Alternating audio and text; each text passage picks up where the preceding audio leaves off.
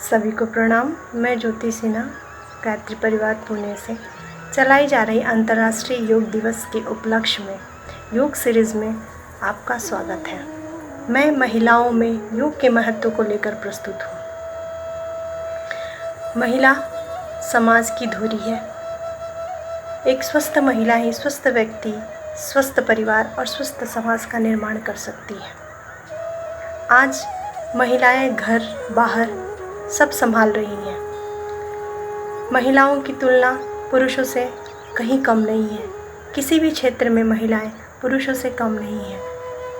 उनकी कार्य क्षमता, उनकी कार्य प्रणाली सब कुशल है। लेकिन इन सब के बावजूद महिलाओं में अभी बहुत सारी समस्याएं घिर गई हैं, क्योंकि उनके ऊपर काम का बहुत ज़्यादा प्रेशर आ गया है। घर संभालती हैं, बाहर जाती हैं, ऑफिस संभालती हैं, बिजनेस संभालती हैं, विभिन्न क्षेत्रों में कार्य कर रही हैं। इस कार्य का ये परिणाम हुआ है कि वो मानसिक रूप से, शारीरिक रूप से अस्वस्थ हो गई हैं। शारीरिक रूप से अस्वस्थ होने का कारण हो गया है, जैसे आईटी फील्ड में महिलाएं जो कार्य करती हैं उनको विभिन्न स्पाइन की बीमारी हो जाती है, जैसे cervical spondylitis, lumbar spondylitis, sciatica. ये ज़्यादातर आईटी क्षेत्र में, और ये सिर्फ महिलाओं में नहीं है, पुरुषों में भी है। घर में आने के बाद उन्हें घर का भी काम करना होता है। घर के काम करने में वो थक जाती हैं, मानसिक रूप से, शारीरिक रूप से थकी रहती हैं। जब इंसान शारीरिक रूप से थका रहता है तो मन से भी थक जाता है, तो मानसिक तनाव पैदा होता है, भावनात्मक उलझनें पैदा हो जाती हैं, कॉन्फ्लिक्ट में जीने लगती हैं, स्ट्रेस, एंजाइटी हो जाती है। तो इन सब से वो अशांत हो जाती हैं। और कहा जाता है अशांतस्य कुतः सुखम, अशांत व्यक्ति को सुख कहाँ। लेकिन इन सब का उपाय है योग।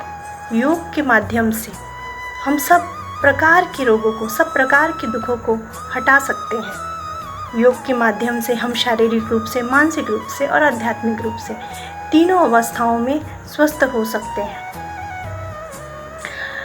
महिलाओं को अभी अपने लिए थोड़ा समय निकालना होगा। जो कामकाजी महिलाएं हैं वो अपने लिए थोड़ा समय निकालें। थोड़े समय में योग, प्राणायाम, ध्यान धारणा, इन सब चीज़ों को करें। इन सब चीज़ों को करने से वो शारीरिक रूप से, मानसिक रूप से स्वस्थ हो सकती हैं। सिर्फ एक योग ही आधार है, क्योंकि अगर हम मेडिकल लाइन में जाते हैं, एलोपैथ में जाते हैं, तो वो हमें पेन किलर दे देंगे, एंटीबायोटिक दे देंगे, जिनका असर ज़्यादा देर तक बॉडी में अच्छा नहीं रहता है। वो थोड़े समय के लिए आपको अच्छा लगता है, लेकिन थोड़े समय के बाद उसके साइड इफ़ेक्ट आपको दिखने लगते हैं। तो बिना साइड इफ़ेक्ट की कोई चीज़ है जो आपको अच्छा रिज़ल्ट दे सकती है, वो योग है। तो आपको क्या करना है? थोड़े आसन, थोड़े प्राणायाम, धारणा, थोड़ा ध्यान, बस इन चीज़ों से आप बीमारी मुक्त, शारीरिक रूप से, मानसिक रूप से स्वस्थ हो सकते हैं। थोड़े से आसन हैं। थोड़े आसनों में जैसे आपने संधि संचालन, जिसे ज्वाइंट एक्सरसाइज कहते हैं, वो थोड़े एक्सरसाइज कर लिया। आसन में 1-2 आसन कर लिए। अपने लिए 15-20 मिनट का समय निकालिए। प्राणायाम, अनुलोम विलोम आपने 2 मिनट किया तो भी चलेगा। अगर ये आसन नहीं बनते हैं आपसे, तो आप सूर्य नमस्कार कीजिए। सूर्य नमस्कार आपने किया तो आपके पूरे आसन आ जाते हैं। फिर आपको किसी और आसन की आवश्यकता नहीं पड़ती है। लेकिन सूर्य नमस्कार में ध्यान देना होता है। वो अपने उम्र का, अपनी रोग का और अपनी अवस्था का, मानसिक अवस्था का ध्यान रखें। योग का हमारे विभिन्न ग्रंथों में विभिन्न महत्व है। योग हमको मानसिक रूप से, शारीरिक रूप से स्वस्थता तो प्रदान करता ही है, साथ में हमारे घर का वातावरण भी अच्छा करता है। योग दिवस आ रहा है, तो मैं सब महिलाओं से अनुरोध करना चाहूँगी कि आप योग से जुड़िए, योग कीजिए। योग से जुड़ने का तात्पर्य आपको सिर्फ आसन नहीं करना है, लेकिन जब आप आसन करते हैं और यह अभ्यास बन जाता है आपका, तो आप पाते हैं कि आप मानसिक रूप से भी स्वस्थ हो रहे हैं। मैं योग विज्ञान की छात्रा रही हूँ। मैंने देव संस्कृति विश्वविद्यालय से योग किया है, योग में एमएससी किया है। उसी दौरान एक लघु शोध भी किया था। ये तो मैंने देखा था, सुना था कि आसनों का हमारे शारीरिक स्तर पे बहुत अच्छा असर होता है, पर आसनों का मानसिक प्रभाव कितना होता है, इस पर मैंने एक लघु शोध किया था और जिसका परिणाम मैंने बहुत ही पॉजिटिव पाया है। तो आप सबसे अनुरोध है कि अगर आप सिर्फ आसन भी अपने जीवन में अपनाते हैं तो आपको बहुत अच्छे लाभ, अच्छे परिणाम मिलेंगे। आशा करती हूँ कि आप सब योग से जुड़ेंगे और योग के महत्व को पहचानेंगे और आने वाले दिनों में योग करेंगे। धन्यवाद। ताड़ासन। सांस लेते हुए अपने शरीर को पंजों के बल ऊपर उठाइए। दोनों हाथों को मस्तिष्क के ऊपर हथेली से मिलाते हुए शरीर को तान के रखें। कुछ देर इस स्थिति में सामान्य सांस लेते रहें। धीरे धीरे हाथों को सांस छोड़ते हुए पुनः सामान्य स्थिति में लाएं। त्रिकोणासन। अपने दोनों पैरों के मध्य अंतर रखें। अपने दाएं हाथ को उठाइए सांस लेते हुए और सांस छोड़ते हुए बाईं तरफ ले जाइए। अपने बाएं हाथ को उठाइए सांस लेते हुए, अपनी दाईं तरफ सांस छोड़ते हुए ले जाइए।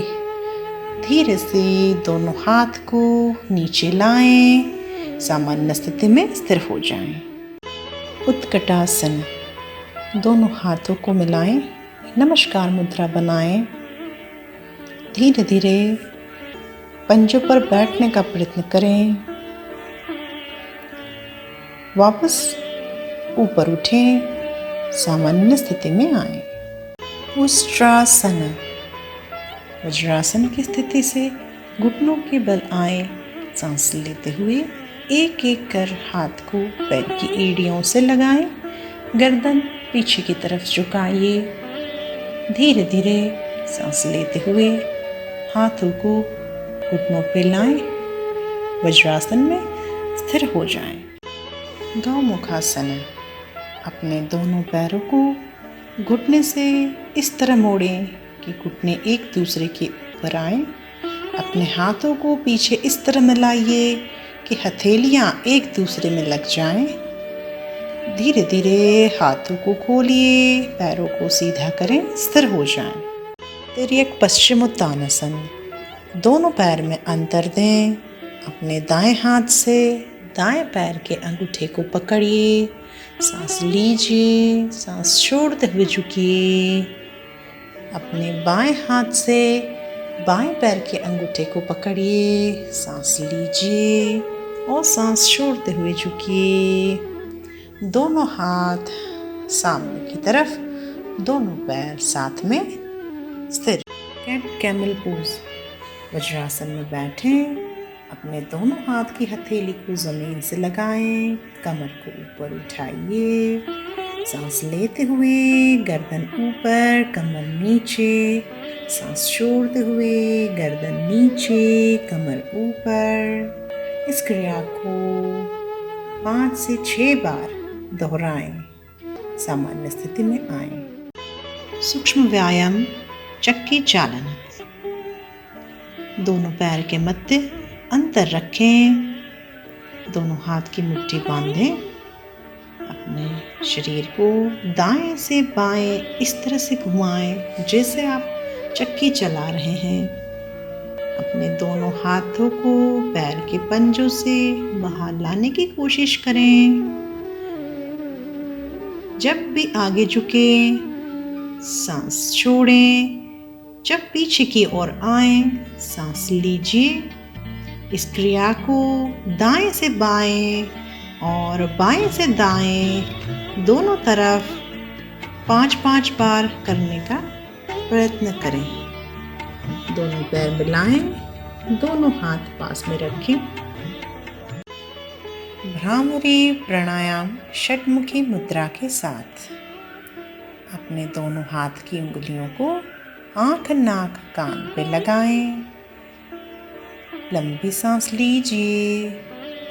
सांस छोड़ते हुए भंवरे जैसी आवाज़ के साथ भ्रामरी प्राणायाम करने का प्रयत्न करें।